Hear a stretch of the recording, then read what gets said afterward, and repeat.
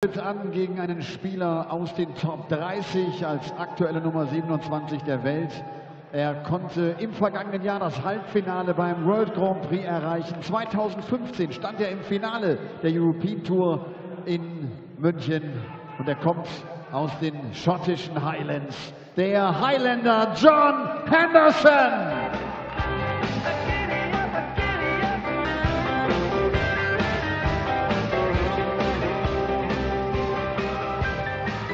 Now the European Tour has well and truly arrived. It's the official start of the Hendo Weekendo. John Henderson taking to the stage for the final match of the afternoon session. Highlander, a player with a huge amount of European Tour pedigree and plenty of major tournament pedigree as well. He's got a really good record on the European stage, and he's a player who now finds himself inching towards the top 20 in the order of merit. He's inside the top 20 on the Pro Tour order of merit. And the man who, of course, last October inflicted Michael van Gerwen's first round exit at the World Grand Prix since the Dutchman's debut in 2009. Henderson, not surprisingly, a strong favourite for this one. He's around about 7-2 on in places, up against one of the qualifiers from the host nation qualifiers last night, Michael Langendorf. Born in Germany, represented Austria in the World Cup of Darts on 2 occasions. 4 matches under his belt last night. Maybe, just maybe, that momentum will stand him in good stead here, Paul. You never know. You never know. He had a few really tough games last night, sorry, I'll just put my tongue back in. Mike Langendorf. It's been a very long afternoon. Thank you, ladies and gentlemen. First leg, Mike to throw first. Game on. One thing we know about Mike Langendorf, though, is he won't hang around. He does play rather fast when he gets going. He's one of the advocates of the very flexible points, so don't be alarmed by the wobbling of the dart when it hits the board. But last night, Bernd Royth first. That's not easy. Engelvogt, 6-2. Don't know a great deal about him. Dragutin Horvat, who we know a lot about. And René Bernd, 6-2. And we know that René Bernd can play it after watching him in the Dutch Masters last year. What a performance he had, and then he got pipped by Jimi Hendrix at the end. But fair play to Mike Langendorf, getting through all 4 of those guys and playing against Hendo today. Yeah, hoping to avoid the fate that befell Max Hopp earlier, Hopp beaten 6-4 by Jamie Hughes. We will have one host nation qualifier guaranteed to progress, with Thomas Junghans playing Gabriel Clements later on this evening. 28. But whether Langendorf can join them very much remains to be seen. Like I say, outsider for this one. 46 years old. He was born fairly nearby here, actually, in the town of Hamelin, as in the Pied Piper. Will he be calling the tune here today, though? Looking more unlikely as Hendo gets a very good 140 to leave 72. This is against the throw for Hendo.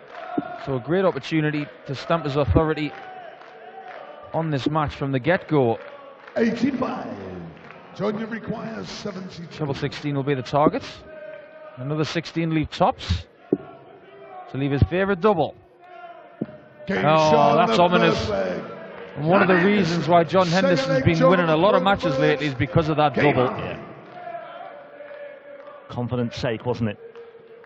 Remember, almost 12 months ago when we were here and he was playing against Kim Huybrechts, that double that he hit, that double top, ensued a celebration for the ages. Very, very quiet man, John Henderson. Very, very cuddly. 68. But when he beat Kim last year here, he shrieked and screamed and put his arms in the air. What a celebration. 26. And he had a great run here. Yeah, it measured about 5 on the Richter scale, I think. He is a big bear of a man, isn't he, John Henderson? 2 fairly recent meetings between these two, by the way. If you'd like to have a look at the head-to-heads, Langendorf gets the crowd going. I mean, sometimes punters, followers do read a little bit into the previous meetings. They met twice last year, both in the Players' Championship. Hendo came out on top in both of them, 6-1 in the first round in the third Players' Championship event, and then 6-5 in the fourth round of an event much later in the year, in July. So looking to make the hat-trick today here, John Henderson, against his opponent. 60. Steady darts from John, but Mike Langendorf has taken the darts off him. 156 for the leg. Isn't going to get that, but can lay up to something nice. 100. Does so. John, you require 154. Just shy in that 60, which would have left 94. 89. Well, that'll do. Mike, you require 56. Just in case 56 isn't converted by Mike Langendorf. Tops now. That was not close, but that's in. It's 1-1 and 2 breaks a throw. Third leg, Mike to Very throw reminiscent of the first game of the on. day that we had between Luke Woodhouse and Ryan Meikle, where the first 4 legs were all breaks a throw. But we'll be in for the same sort of encounter. Could be. 60. But then again, sometimes you're not too surprised when Henderson gets on a roll. He can tick off the legs fairly swiftly. He won't be panicking just yet. He's looking fairly comfortable out there. Langendorf, though, 34. it was important that he didn't allow Henderson to secure that early advantage. Mentioned Henderson being inside the top 20 in the Pro Tour Order of Merit. Little wonder, really. He had 3 quarter-finals in the second half of last year. Made the semis at one of this year's UK Open qualifiers. Quarter-finalist last Sunday as well in Milton Keynes. So he has to be respected wherever he goes, I think. Whether it's Pro Tour, on the floor, here, Europe, on the big stage as well, the ranking events like the World Grand Prix. 38. I was watching a lot of Hendo's darts at the World Championships, where he had a lovely run. He played some great stuff at Ali Pali a few months back. 85. The game against Gurney was brilliant. Yeah. Great to see Big John having deep runs in big events like the World Grand Prix, where he made the semi-finals. 60. And the world's no better place to have a run in a tournament, in my opinion, where the crowd might as well have been all German because there were that many of them there. Henderson's got fairly happy memories of here last year as well. He made the quarterfinals of this tournament when it was held in the summertime. He went out at the hands of Mensur Suljovic. He also made the quarterfinals in the next Euro Tour event as well at the Dutch Darts Masters in Maastricht. 60. Lost to Steve Beaton that day, and of course Beaton went on to contest the final against MVG. And he had tournament on tournament improvement last year in Europe. Made the first round in the German Darts Open in Saarbrücken, I think that was, and then he made the second round in the European Darts Grand Prix, Gibraltar, match play, and also in Austria, and then 2 quarterfinals. So there was this incremental improvement, round on round, stage on stage. Tops for Hendo for 2-1, and it's another break of throw. Yeah. John Anderson, full flag. Great rebound from Hendo. First. Game on. Very difficult for John coming into Europe because he lives in Huntly, in between Aberdeen and Inverness. Beautiful part of the world, really beautiful. If you haven't been there, I would definitely suggest going up there. But he's got to go from either Inverness Airport or Aberdeen, potentially to either Paris, London, 60. or Amsterdam, and then on to a German place after that.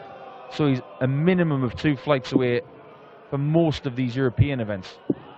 Well, that's the life of a travelling dart player. Well, I mean, every time Hendo goes away into Europe, it's like a scene from The Bourne Identity. You know, he's like hanging around in cafes at Schiphol and things like that, 55. waiting for his connection.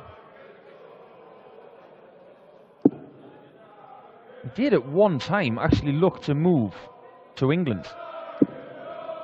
As we see another 180 from Hendo, taking control on his throw for the first time in this match. Yeah, he looked at moving down to the Stoke area to make things easier for himself, but found it just that hard to move away from Huntly. Such a beautiful place. Tops again for Hendo. He's right on point with that double. Is it any wonder it's his favourite because he keeps hitting it? Talked about it earlier, didn't we? Just alluded to it, the fact that Henderson can suddenly, all of a sudden, just find that extra shift in gear and reel off 2 or 3 quick legs. That's exactly what he's done. Langendorf just about hanging in there. We've never really troubled the 9 darts round. I was confident that would never happen today, but Langendorf, 3 perfect darts here. Just how upset would Dan Dawson have been if we'd have got one this afternoon? In the last match. Well, we could yet do. In the last match of the morning session before Dan arrives. Go on, John. Or Mike. One of you. Imagine if Thomas Youngans get one tonight. Yeah. That'll be some rendition from Dan Dawson. Dan, of course, is a massive fan of John Henderson, as we all are. Actually spent Saturday night with John last week on St. Patrick's Day talking about football and mixed martial arts. 81. He's a fascinating man to talk to, John. I like his company, yeah. I spoke to him last night in the hotel, and inevitably, you know, the conversation did turn to Celtic. Of course it does. 36. Langendorf threatened a big finish there. I actually said to John about 2 weeks ago that I ran into Ali McCoist at a radio station I was working at, and he said, next subject. 1 for double 12 for Mike Langendorf. And that's in there. Good rebound. He's held his throw this time. But John does have that valuable break. Yeah, 2 breaks to 1 in hand for Henderson. Could be enough. Could be what separates these two. Henderson looking strong on his throw once again here. 21. I've always said that one of the ideal draws, you know, is last game on a Friday. Because we've got plenty of time to practice. Plenty of people in the practice room to have a bit of banter with if you need that. Get this over with. Totally agree. And you'll be over by 5 o'clock on a Friday afternoon. You've got lots of time to get yourself set for a weekend. That's exactly what he said last night. Perfect time to play. If you're playing in the first match of the evening session, you're sort of waiting around a bit too long. But at least this way, you're out of the way early on, and then got the bulk of the day in the evening to work on your game and get ready for tomorrow. Worst draw possible. It's probably the last game. But John's proven that this is a good draw. Is it a 180? You leave 140. The last game tonight, we see arguably the game of the day. Is there any arguably about it? James Wade against Steve Beaton? Stay tuned for that one. Yeah, very much a live candidate, isn't it?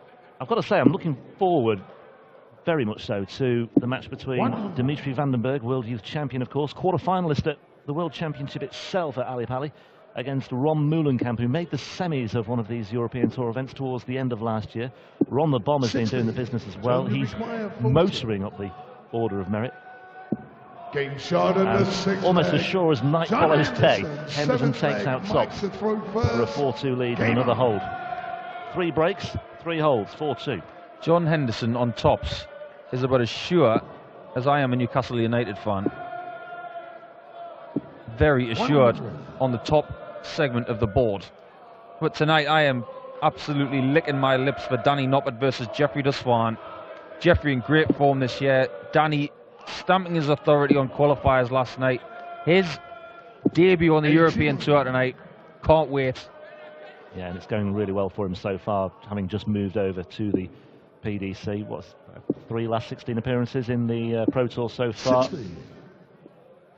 So far, so good for Danny. And he likes playing in Germany too. If you look back at his results in the BDO, he had some big success in Germany. So he'll love the fact that the PDC European Tour is here a lot. Not far from where he lives. It's only a couple of hours.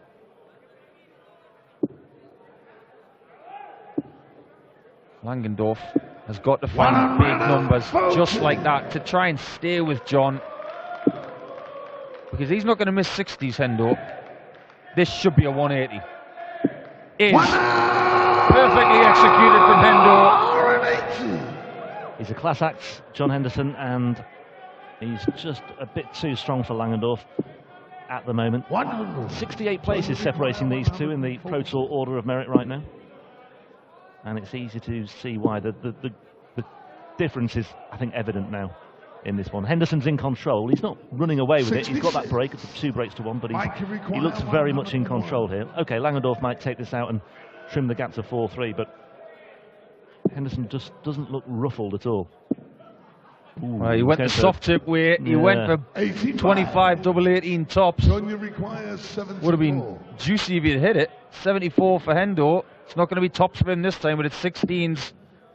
Just over the top of that one for double 8, and it's in there. What a beautifully executed shot. Yeah, that breaks the heart of the German. He's not a one-trick pony on the doubles. He's fairly versatile on his finishing as Henderson. He likes the tops, obviously, but there he switched to the, or had to switch to the other side of the board and took out the double 8 fairly comfortably there. And looking good here. Another break in the bag. 5-2 to the good. And it looks as though Langendorf's campaign is going to come to an end here. His most recent European Tour win was a first-round victory over Andre Velger in May of 2016. This is his first European appearance since a 6-3 defeat by Jim Walker in the first round in Riesa towards the end of 2016 as well. So it's been a long wait for Langendorf to get involved again, and his wait for a win could well go on here. It's a perfect first start from John. Just over pitched that second one. 100. Just trying to gather them together in the flight. It just went the wrong way, but it was a good score there. When you're having one treble visits, you are forcing your opponent to get 2. 100. Bit of a gulf in the averages that you may just have seen on the graphic a few moments ago. 10 points or so between them. 60. And again, Henderson with a slightly higher third, or significantly higher third dart average, you could say, compared to his first dart. So again, he's over the bigger picture. He is recovering after, 50. or if he does make a sluggish start with his first dart, he is recovering well. And John will want to get rid of this in 6 darts. He would love a 140. Yeah. Gets it. Now this 170 has got to be hit, otherwise he's out. Might well get rid of that in 5 darts. Henderson, he's on 56. This has to go for Langendorf. This will raise the roof. 98. John, you require 56. 16 and tops. I would have thought so. Tops for Henderson. He's been ruthless so far, and you just knew where it was going to go. No doubt at all with John Henderson on tops today. That is a very, very accomplished performance indeed. 3 breaks to 1 in the end, effectively the story of the match. 96 on the averages, but what about the checkouts? 5 from 6. The damage really being done with the finishing, and if he continues in that vein, he could well be a very, very live candidate here this weekend. That wraps up the afternoon session. Henderson faces Kyle Anderson tomorrow, the evening session from 7 o'clock. The highlights being James Wade against Steve Beaton, 2-time world champion Adrian Lewis against Richie Edhouse. We've also got the world youth champion Dimitri van den Berg against Ron Moulenkamp. And first up, Vincent van der Voort against the qualifier from Finland, Marco Kantele. Quick word with Hendo before we go. We'll see you from 7 o'clock here, local time, for the evening session. 8 matches to look forward to, and Dan Dawson will be with us as well. Satisfied with that match? Yes, the first game's always the hardest game, and I know he's better than that. I know he's better than that. I'm better than that, but first game's always hardest, so always glad to get through that first hurdle. When you reach a semi-final at a major like last year, what are the plans in the next year then, in 2018? Well, much and such the same. Maybe get a final, perhaps win a major, but that's in the future. I'm concentrating on this one now. Hopefully play in front of these great fans. Hopefully I can continue tomorrow. That's my plan anyway. Ian White is the one who's waiting. I think it's Kyle Anderson. Kyle Anderson, you're right. I'm sorry, Kyle Anderson is, yeah, that's right. Yes, I've played Kyle a couple of times. I've yet to beat Kyle, so hopefully I can get one over him tomorrow. But I'm sure it'll be a great game for the fans. Hopefully anyway. Yeah, cool. See you tomorrow. Thank you very much. John Henderson, spielt morgen gegen Kyle Anderson, nicht gegen Ian White, wie ich das gerade gesagt habe. Wie gesagt, einer, der gerne in Deutschland spielt, weil er diese gute Erinnerung an 2005